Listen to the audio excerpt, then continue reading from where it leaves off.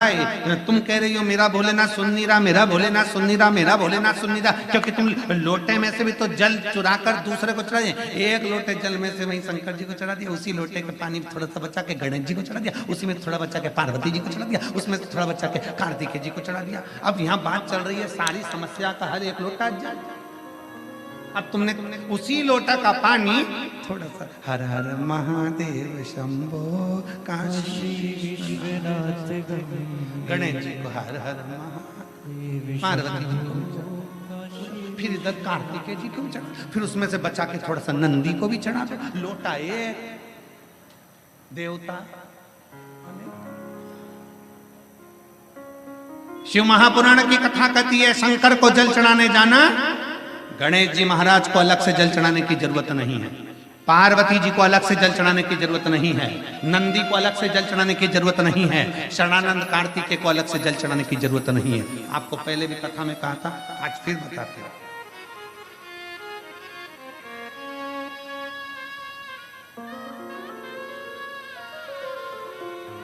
जैसे ये शिवलिंग, ये जलाधारी, ये चल, ये शिवलिंग, ये गोल जो जलाधारी है, किसका हस्त कमल है?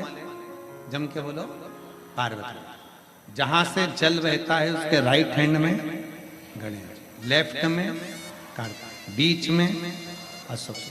शिवलिंग के ऊपर जो जलाधारी बंदी है उसमें से बूंद बूंद पानी नीचे गिर रहा है, वो शंकर भगवान की 5 बेटी, जया, विषहरा, शामली बारी, दौतली, देव।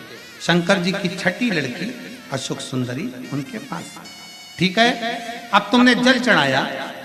स्कंद पुराण कहती है जहां जल चढ़ता है, जल चढ़ने के बाद जलाधारी पर गिरता है, मतलब पार्वती जी को मिल गया, जल बहते बहते अशोक सुंदरी को मिल गया, कार्तिकेय गणेश को मिल गया, फिर वही जल बहता हुआ जब बाहर निकलता है, नीचे गिरने पर जितना शिवलिंग की, अभी अभी हम सतुआ बाबा जी के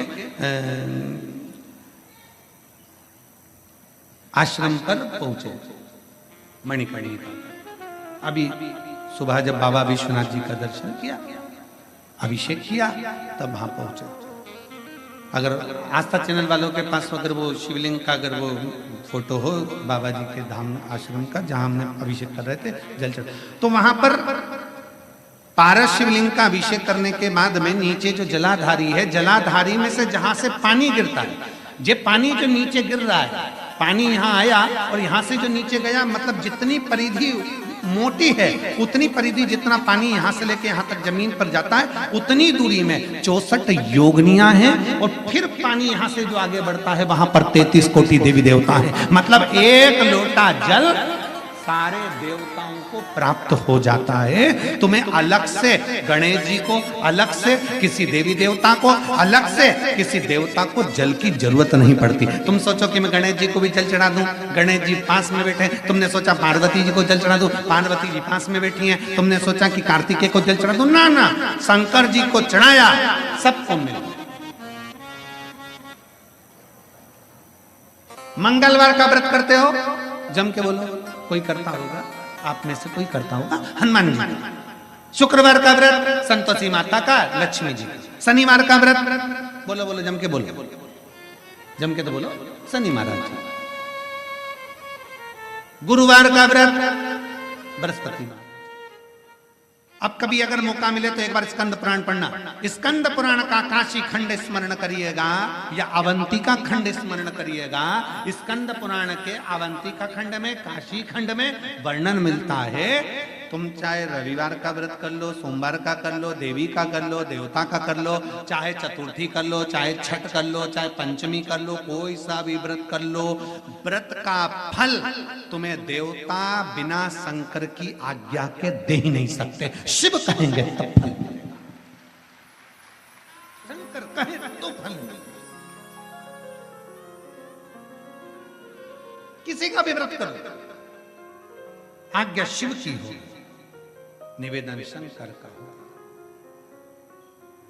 इसलिए शिव महापुराण की कथा कहती है कि तस्वीर में जितने साथ हैं, ये तुम्हारी विपरीत तकदीर में साथ नहीं है। विपरीत तकदीर। तुरंत समय प्रभु आना पड़ेगा, वचन दिया